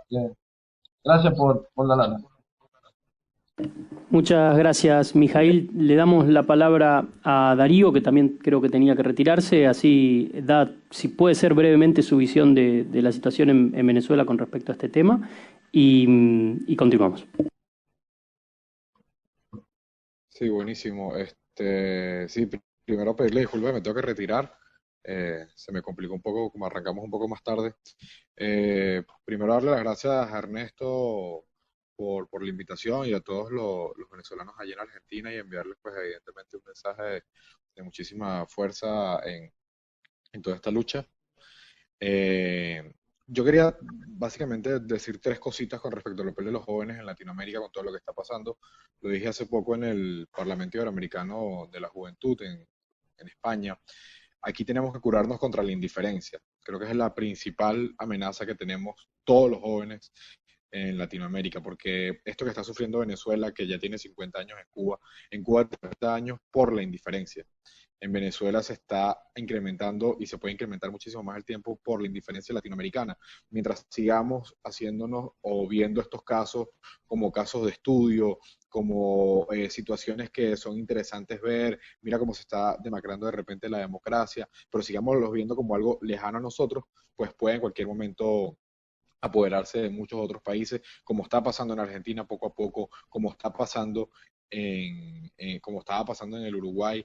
Esas maneras son las que poco a poco están haciendo que esta enfermedad, que ya en Venezuela es una enfermedad, que en Cuba es una enfermedad y en otros países empiezan a haber síntomas, mientras se mantenga la indiferencia, pues va a incrementarse. Los jóvenes tenemos que hacer presión a nuestros políticos, a nuestros líderes, de muchísimas maneras, de maneras irreverentes, para recuperar las libertades que nos van a permitir pues desarrollarnos en un futuro como políticos, como fundaciones, como las diferentes metas que cada uno de nosotros allí tengamos, pero sí debemos luchar fuertemente contra la indiferencia. De nuevo, darle muchísimas gracias, un abrazo a los compañeros cubanos que están allá también haciendo esa lucha tan fuerte como la están haciendo, un abrazo para todos los compañeros allá en Argentina y de nuevo muchísimas gracias por la invitación y espero que nos mantengamos en contacto.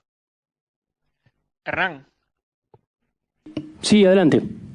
Hernán, nos gustaría que dos jóvenes cubanos que están acá con nosotros diesen su criterio, sus valoraciones o su opinión, en este caso, en torno a la problemática que se ha planteado, que está dentro del marco de circunstancias que envuelve esta videoconferencia. Te voy a pasar con Fran Abel, de Sucesores. Sí, buenos días y muchas gracias por la invitación. Primero, yo quisiera hablar de la importancia de los jóvenes dentro de los partidos políticos, la inserción de los jóvenes dentro de los partidos políticos y su labor. Acércate al micrófono, Frank, por favor. ¿Sí? ¿Ahora sí?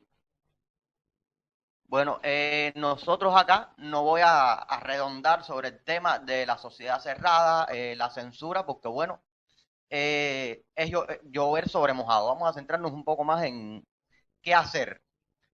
Por ejemplo, afortunadamente en los últimos tiempos hay un leve incremento de los jóvenes dentro de la sociedad civil cubana.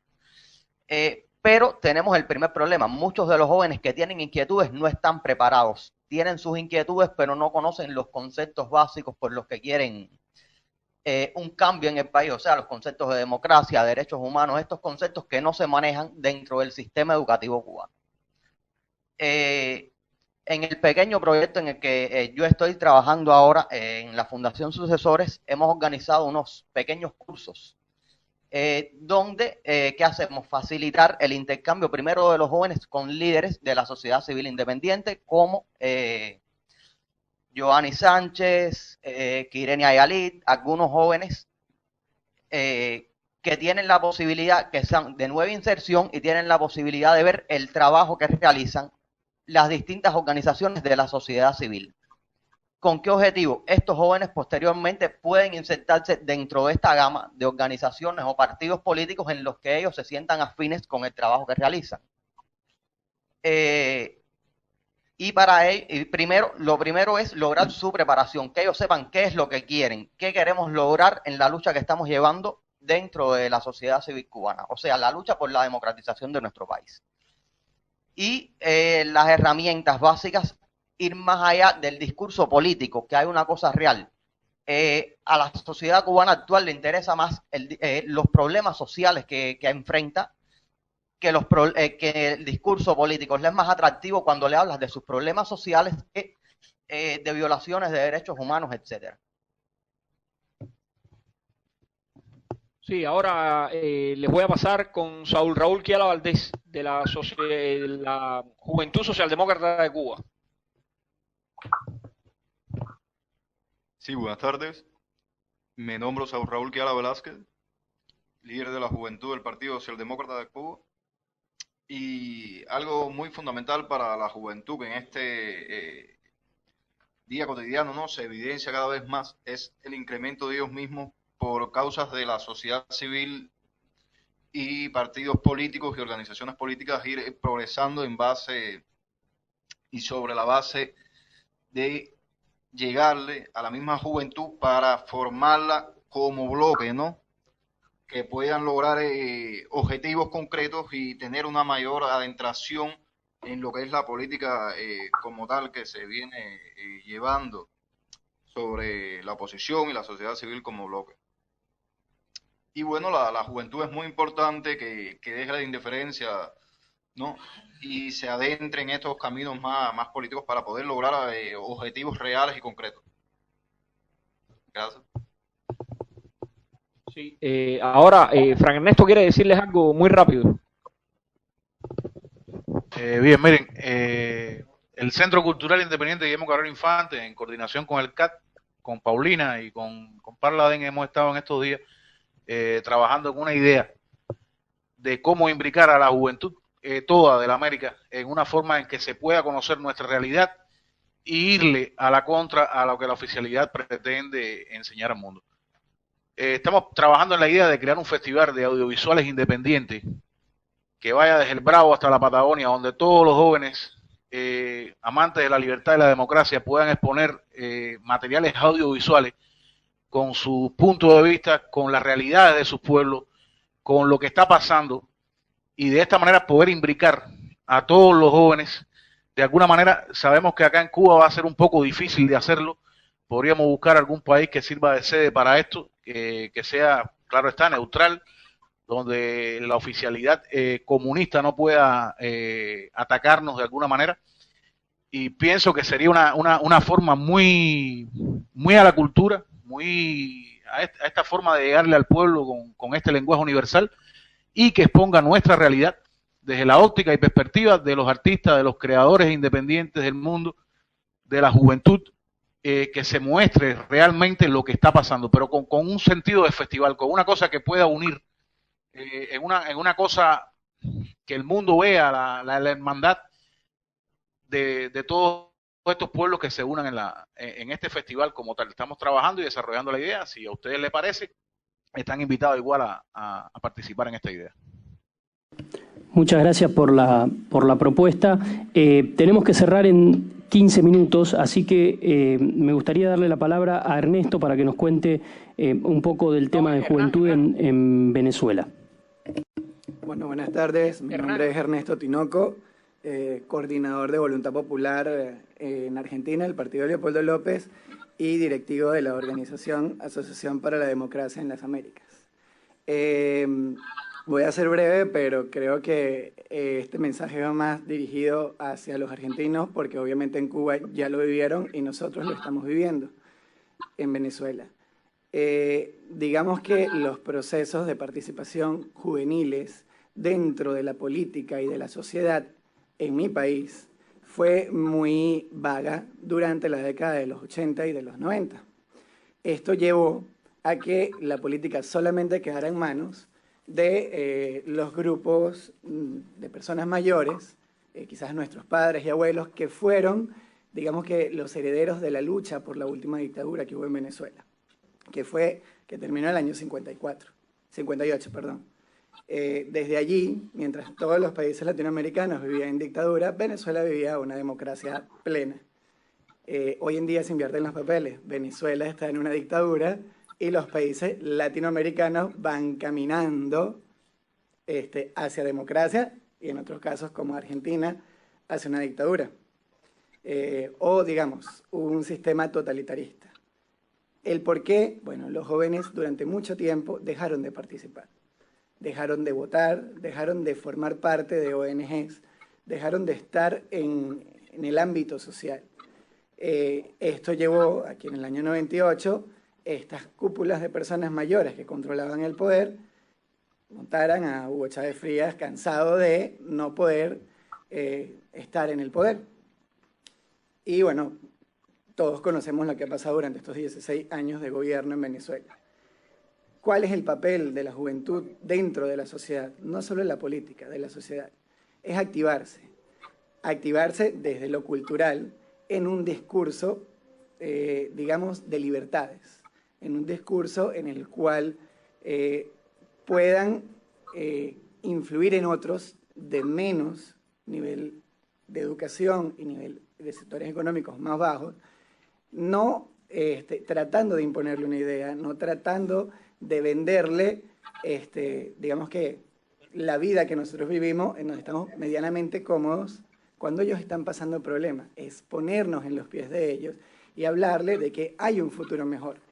¿Qué pasa hoy en Venezuela con la lucha? La oposición, la juventud y la oposición venezolana está llena de odio, porque sabemos que el populismo genera este sentimiento para poderse mantener en los pueblos a través del control del odio de las sociedades. Entonces, claro, se ve una guerra constante a través de los medios como Twitter, Facebook, incluso medios de comunicación, en donde sencillamente no se trata de enseñarle a otro las realidades, sino de imponerle la idea y de insultarlo para que la idea mía sea la que pese sobre la de él. Entonces, el discurso tiene que ser muy bien manejado. No es ese discurso de caer en el mismo discurso de ellos de odio. Aquí lo vemos con Cristina, cuando empieza a hacer una separación de, bueno, oposición, oficialismo, y los que no piensan como el oficialismo son apátridas, traidores, piti-yanquis, pro-ingleses, y paré de contar. Todos esos nombramientos peyorativos los hacemos desde la oposición. Entonces, claro, generamos en nuestros opositores un resentimiento, un rencor, y dicen, bueno, claro, como ellos tienen plata, ellos tienen educación, nosotros no, entonces ellos nos quieren mantener pisados. Y realmente, si logramos cambiar el discurso y decimos, no, mira, hermano, ven acá, estamos pasando por los mismos males. Nosotros quizás tenemos, porque nuestros padres nos dieron otra oportunidad, tenemos acceso más a las cosas, pero también sufrimos de escasez, también sufrimos de delincuencia, también sufrimos de asesinatos en la calle, la inflación nos toca a todos. Entonces, mi mensaje realmente es, hay que cambiar el discurso. No caer en el discurso de odio del populismo, porque caemos en ese discurso, sino empezar a hablar de, mira, la verdad, la visión es esta. Todos estamos pasando por el mismo problema, en menor o mayor causa, pero estamos pasando por lo mismo. Y tenemos que atacarlo como hermano, esté el que está en el poder. Y eso va a hacer que mucha gente vaya entendiendo. Lo otro que es importante, sí, es que este tipo de eventos siga continuando, podamos seguir intercambiando ideas entre todos los países y uniendo países que están sufriendo lo mismo, Ecuador, Bolivia, Brasil en alguna medida, Chile en otra medida, irnos uniendo y desde la juventud, que realmente es el cambio, empezar a proponer ideas nuevas en donde también se oiga al opositor, a nosotros, no como un enemigo, sino como un aliado que en algún momento va a pasar, porque la gente se cansa de vivir en la miseria, la gente se cansa de vivir en la pobreza. Obviamente el populismo maneja muy bien los discursos, maneja muy bien el lavado de cerebro y lo hace, dicho por nuestro propio ministro de Educación venezolano, desde las bases generacionales, es decir, desde los más chicos, porque no le interesa a los que vamos de salida, le interesa a los que vienen de abajo. El ministro de Educación dice, no les voy a dar educación al pueblo para que se conviertan en escuálidos. Escuálidos nos dicen a la oposición. Entonces, hay que ver cómo se manipula también el cerebro de la educación, y es allí donde creo que la oposición a estos regímenes populistas tiene que empezar a actuar. Sería enseñando que por más que haya una estructura social en las escuelas, hay forma de ver. Gracias. Buenas, mi nombre es Lucas, me defino como artista, porque realmente activista político en este momento no estoy haciendo, pero sí para mí es importante como recalcar algo importante que a veces no se tiene en cuenta, ¿no? Nuestros compañeros cubanos son parte, y esto es algo que empezó hace mucho tiempo. Es un discurso que se viene creando, que el comunismo viene creando desde hace casi 100 años. Realmente como que uno no ve el hilo. Nosotros seguimos en una guerra fría. Uno a veces no habla de Rusia, no habla de China como potencial imperio que también nos está dominando de a poco. Y hay algo muy importante que es en la base de los pensamientos que ya tenemos los jóvenes. O sea, yo estuve en escuela pública, me crié en la calle, como muchos otros. O sea, realmente la persona que hace política no va a ser el pobre, porque el pobre tiene que trabajar, tiene que ocupar su tiempo en otras cosas, en sobrevivir, en seguir viviendo, en comer. La persona que tiene la comodidad de poder pensar, de preocuparse por otras cosas que no sea el dinero, son los jóvenes, de pronto de la educación pública, en las escuelas privadas no les suele importar la política. Y entonces en la escuela pública uno entra dentro de un discurso el cual es muy básico, es tenerle miedo al liberalismo, es tenerle miedo al libre mercado, es tenerle miedo a Estados Unidos, es como una cuestión ahí de palabras que uno ya no las va a tocar, no las va a decir porque son palabras que directamente con los cuales se puede crear un discurso para combatir la izquierda, pero ya van a usar palabras que las personas, el cerebro ya está hecho para mirar para otro lado. Realmente cuando se habla de una lucha pues realmente es una lucha contra el comunismo, más allá de que ahora esté pasando esto en Venezuela, a futuro en Argentina, que ya está pasando en Cuba hace bastante, estamos en una lucha que es con el futuro. Son brazos del comunismo. Rusia ya agarró a Cuba, está agarrando a Venezuela, ya la tiene, sigue Sudamérica y se puede todo lograr en base a un discurso de alguna manera desde la cultura. Pero hay que poder identificarlo y crear un pensamiento libre de esta deconstrucción de palabras.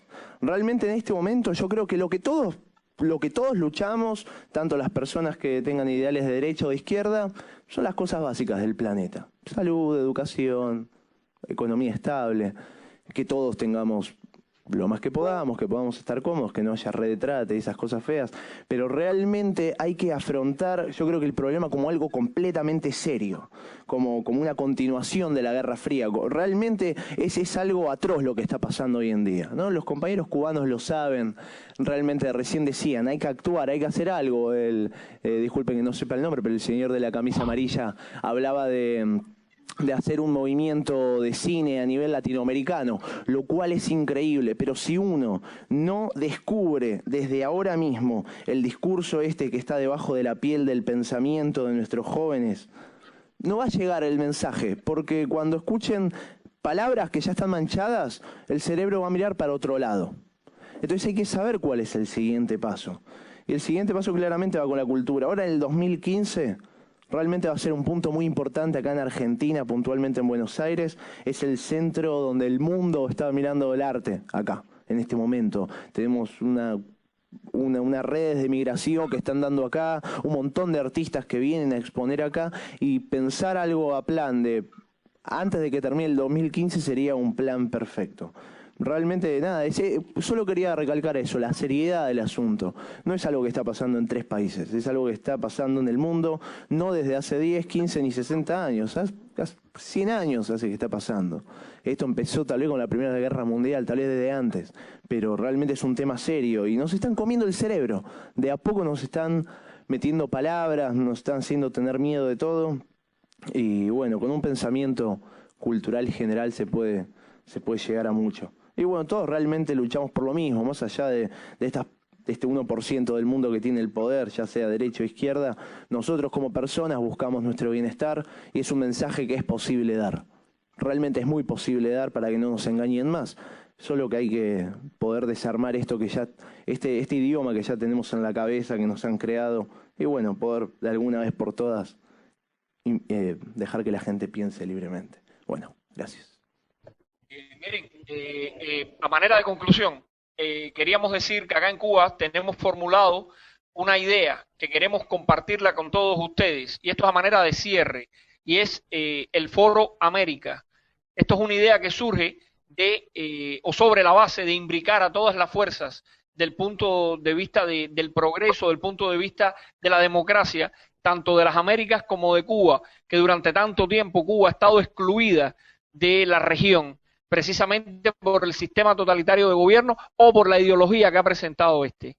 Y entonces estamos invitando a que todos participemos en el Foro América, un foro permanente donde se van a dilucidar no solo las cuestiones que envuelven a nuestros respectivos países, sino de qué manera estas cuestiones pueden trazar estrategias que lleven como consecuencia aparejada una democratización más directa y más completa de nuestras respectivas sociedades.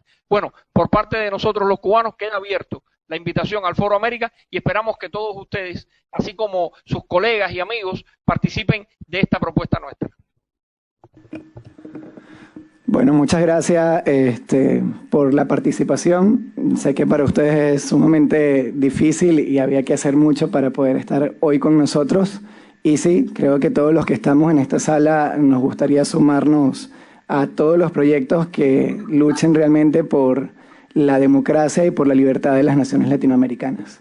Desde parte de la organización del evento, les quiero agradecer a todos por su participación y bueno, que sepan que cuentan con nosotros desde acá. Fernando me decía que también se tiene que ir, así que me gustaría plantearle una pregunta. En las conversaciones y en las presentaciones que fue haciendo cada uno, a mí me quedaron dos ideas resonando en la cabeza. Uno es el concepto de falta de participación y el otro el de la indiferencia, en los dos casos falta de preparación y la indiferencia, en los dos casos refiriéndose a la juventud. Y me pregunto si la suma de estas dos situaciones no tiene como resultado una dictadura. Entonces, ¿cómo podemos revertir estas dos situaciones que estamos viviendo en nuestros países? Le traslado la pregunta a Fernando porque, por supuesto, no tengo respuesta. No, respuestas definitivas no tenemos ninguna, algunas ideas. Me gustó mucho esta noción de la falta de relato. Yo no sé si utilizaría esa palabra, pero sí a veces nos cuesta encontrar una forma simple de expresar algunas ideas. Yo creo que hay una que es bastante simple, que va directamente al núcleo del populismo. El núcleo del populismo es la promesa de que concentrando el poder se puede distribuir la riqueza. Esa es la noción central. ¿Qué dice Fidel Castro? Es lo mismo que dice Maduro, es lo mismo que dice Kirchner. Denme el poder, yo voy a redistribuir la riqueza. Yo creo que una cosa que deberíamos insistir es un concepto básico, que es quien concentra el poder, concentra la riqueza. Está lleno de ejemplos el mundo y podemos presentar eso. Es una idea simple. Y esta es una de las cosas que tenemos que aprender, porque a veces el populismo tiene también esta virtud de la simpleza, apela a sentimientos muy elementales. El problema no es nuestro, el problema son los de afuera, nos están robando, hay una conspiración en contra de nuestro país, todas apelando a las emociones más paranoicas y elementales del ser humano. Yo creo que quienes no queremos caer en esto, tenemos que buscar ideas simples para llegar a la gente y que sean simples de expresar y que coincidan con una visión de la realidad que la gente ya tiene. El que concentró el poder se quedó con la riqueza. El que concentra el poder se queda con la riqueza.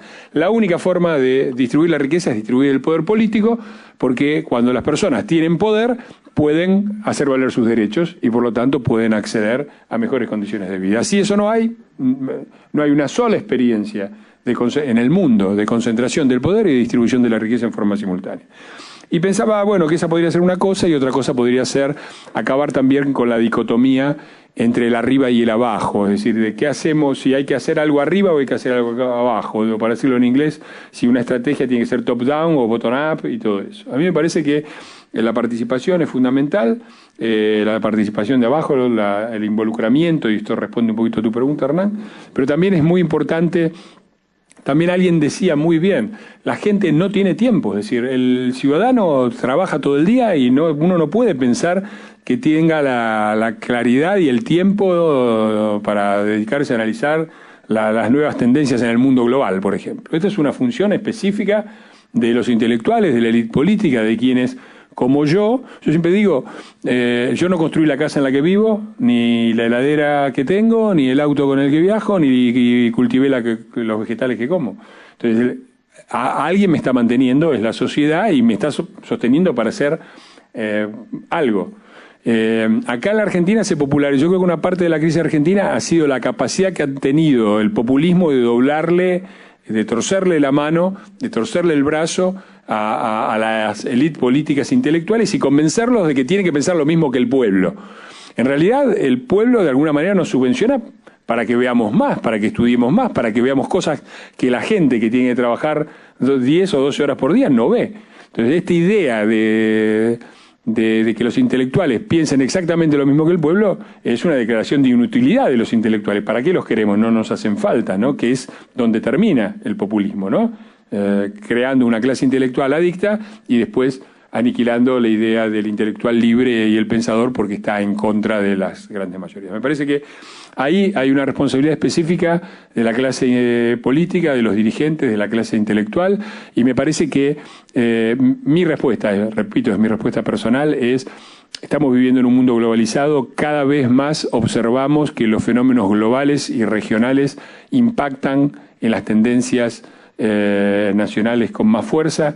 La suba del precio del petróleo es inescindible del auge del sector petropolítico, que hoy es la amenaza de América Latina, ¿no? Son los países cuya al menos un 20% de su PBI viene del sector petrolero, de Venezuela, Ecuador, Bolivia, me parece muy claro. Entonces me parece que entender esto es entender que la respuesta no puede ser solo nacional, tiene que ser una respuesta regional, tiene que ser una respuesta global y tiene que basarse en la construcción de instituciones. Las instituciones son las que vencen al tiempo, son las que establecen las tendencias. Me parece que, como dije, hay dos desafíos, que es construir un Parlasur verdadero, con representación directa, democrática y con compromiso de lucha por la democracia en todos los países de la región, y el que no cumpla con la cláusula democrática afuera, y una Corte Penal latinoamericana que combata la ligazón más terrible, dolorosa y peligrosa que estamos enfrentando, que es la relación entre el autoritarismo político y las clases políticas con el crimen organizado. Está claro que ha habido, el caso de Venezuela y el argentino creo que son claros, una incapacidad de las clases políticas no populistas de tener además políticas razonables de mejora. Eso funcionó por un tiempo, funcionó en Venezuela, funcionó en Argentina, cuando ese motor, cuando la gente dejó de percibir que en la construcción de una democracia republicana había también posibilidades de ascenso social, de progreso, de prosperidad, es donde clavó su daga el populismo, ¿no? Pero me parece que mirando para adelante, el tema hoy es lograr reconstruir eso, lograr reconstruir un tejido institucional republicano, que, repito, no puede ser solamente local. Pensemos simplemente esto: Sudamérica perdió sus democracias en manos de las dictaduras militares en forma regional y la recuperó casi simultáneamente a nivel regional. Pensar que son procesos nacionales es no entender lo que pasa. Y estamos hablando de los años 70, de los años 80, pasaron 30 años, cada vez es mayor. Entonces, los procesos regionales son decisivos y me parece que una de las cosas que le está faltando a la intelectualidad y a las clases políticas es sacar el balde del contenedor nacional, mirar el mundo y darse cuenta del aspecto decisivo de la construcción de redes que trasciendan el nivel nacional y de instituciones que también vayan más allá, incluyan a los estados nacionales, por supuesto, pero que también vayan más allá. Bueno, si les parece bien, tenemos que hacer el cierre. Gracias, Fernando, por tu tiempo, por tus palabras. Gracias a todos los que participaron desde aquí, desde esta mesa, desde Argentina, de Buenos Aires, pero también a los que lo hicieron desde sus casas, sus computadoras, a través de streaming. Y bueno, ya se han ido desconectando, pero gracias a los venezolanos que participaron, a los cubanos, a Mijail, que está por ahí todavía. Y me gustaría pasarle el micrófono a Gustavo para que haga el cierre ya oficial y recordarles que les vamos a enviar a todos las conclusiones para continuar este diálogo planteado inicialmente. Ernesto, ¿querías decir algo? Bueno, desde que haga el cierre completo, hay dos preguntas. Una es para Daniel y la otra va para los chicos de Argentina. Voy a hacer primero la de Daniel y luego hago la de ustedes y cerramos. Igualmente, hay más preguntas. Las preguntas que tenemos, incluso habían unas para cubanos, las vamos a pasar y en lo que tengamos las respuestas, las transmitimos a todos los participantes. Daniel, dice así: tras las innumerables intervenciones en la lucha por los derechos humanos en el mundo, específicamente quisiera saber por un tema que embarga a la mayoría de los venezolanos sobre la violación de derechos humanos en Venezuela. su país de origen, y qué opina sobre el caso Leopoldo López, político venezolano apresado por el gobierno socialista de Venezuela.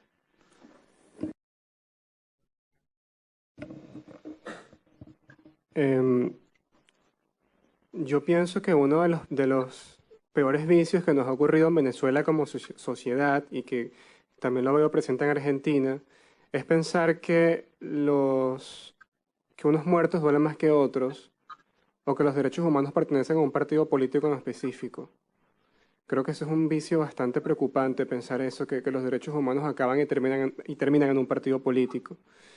Mucha gente considera que Leopoldo López, digamos que pasan el ojo por encima y no quieren ver más porque piensan que es un político de derechas en Venezuela, cuando hay bastantes características que podrían decir que es de izquierda. Por ejemplo, el primer partido político en Venezuela en tener movimientos LGBT sobre la diversidad sexual fue el partido de Leopoldo López, quizás el partido más laico que existe en Venezuela, la Voluntad Popular. Entonces, ¿qué sucede con el caso de Leopoldo López? Mucha gente no quiere involucrarse en su violación de derechos humanos porque dicen, es un partido de oposición. Pero olvidan que detrás de los partidos hay personas, y eso sobre todo le molesta a la gente que le gusta tratar a los demás como números y no como personas. Hay casos específicos en el caso de Leopoldo López que lo sitúan dentro de violación de derechos humanos. La Fiscalía presentó 100 testigos para acusarlo, y la defensa está presentando 68. De los 68 ninguno fue permitido, ninguno. Juegan con la tortura. Leopoldo López lo tienen en una cárcel de máxima seguridad y solamente lo dejan ver a su familia, no puede interactuar con el resto de los presos. Le colocan himnos chavistas a toda hora, le han lanzado excremento y le han quitado el agua para que no pueda limpiarse. Están jugando prácticamente a volverlo loco, y es precisamente porque literalmente Maduro creó un Mandela venezolano al meter a Leopoldo López preso. Creo que todas esas violaciones de derechos humanos están ahí presentes, y el peligro, y creo que es lo que nos está ocurriendo, es que muchas personas creen que tus derechos valen más o menos según tu pensamiento. Yo creo que habría que preguntarnos si las opiniones nos vuelven enemigos, ¿qué clase de libertad estamos viviendo?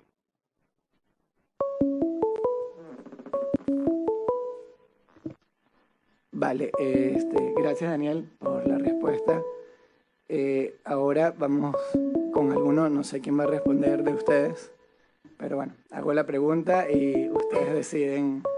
¿Se conocen las realidades de Venezuela y Cuba en Argentina? ¿Los jóvenes de los diferentes países trabajan juntos? Bueno, viendo la realidad que tiene Venezuela y viendo que la Argentina va camino a eso, este año se estuvo haciendo varias actividades con nuestros hermanos venezolanos. Incluso la última vez estuvimos en una charla sobre Leopoldo, toda la realidad de él y bueno, cómo lo viven desde Venezuela. Y estamos en contacto. Hay actividades que se están haciendo. Acá la diputada Cornelia le da mucha importancia al caso Leopoldo y cómo se está viendo en Venezuela. Así que sí, se están llevando a cabo ciertas actividades en concreto, porque la realidad es que los jóvenes argentinos cada vez se están involucrando más. No nos gusta la realidad que vive nuestro país, no nos gusta cómo se está manejando la sociedad, donde todos los días el oficialismo saca leyes anticonstitucionales que violan la Constitución Nacional y son leyes que van directamente a un autoritarismo absoluto. Por ejemplo, la ley de medios, la ley de abastecimiento, ahora la reforma del código. Así que sí, hay un par de actividades y estamos mucho en contacto con nuestros hermanos venezolanos. No sé si alguno más, los chicos, quiere decir algo. Voy a ser breve porque el tiempo premia. Nada, yo como a modo de conclusión, esto era el rol de los jóvenes como protagonistas de la transformación de la realidad, ¿no? Y hablamos como de todos los distintos puntos expuestos, pero yo creo que tendríamos que hacer un énfasis insistente en el arte. ¿Y por qué? Porque yo creo que el arte, lo decía mi maestro intelectual que murió, el viejo Briceño Guerrero, que murió ahora hace un mes, él decía que en el arte trasciende el tiempo, el espacio y sensibiliza a la gente, y gran parte del problema de los jóvenes ahora y de su indiferencia y de su falta de convicción con las luchas sociales y las luchas estudiantiles, sobre todo en Latinoamérica, es el no estar sensibilizados. Entonces yo creo que si bien no usar el arte como una forma política, no usar la política como forma de arte, yo creo que tiene que ser lenguajes paralelos, lenguajes que ayuden a sensibilizar a la gente, porque la política no es solamente, digamos, ser parte de un parlamento, transformarse, moverse, todo esto, sino también poder recordar que la política está ahí para servirle a la gente y el arte está ahí para hacer que la gente trascienda en su pensamiento y en su transformación, en la manera en la que ve el mundo. Entonces yo creo que en la sensibilización, en el exigir, hablábamos de maneras contundentes de atacar, digamos, al poder y de atacar toda esta problemática que hay. Yo creo que es muy importante, y lo vuelvo y lo reitero, que nos dejemos de pañitos tibios y de eufemismos y de cosas y empezamos a hablar y a decir las cosas como son y a buscar ese discurso por medio de elementos que sean comunes para los jóvenes, porque es básicamente entre nosotros que está la solución a todo esto. Nadie nos va a regalar la libertad. Y decía Policarpa Salabarrieta, una luchadora colombiana, pueblo indolente, distinto sería vuestra suerte si conocieras el precio de la libertad. Y creo que a pesar de que mi país haya perdido la libertad, a pesar de que todos nosotros veamos eso sistemáticamente, todavía somos libres. Y creo que es importante que antes de que la perdamos nos demos cuenta de cuánto vale y de que nadie nos las va a regalar.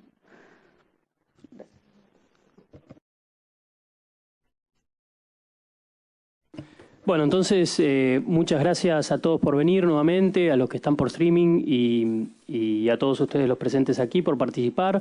Los convocamos a continuar este diálogo por mail y quizás el año próximo generar algún otro tipo de reunión similar.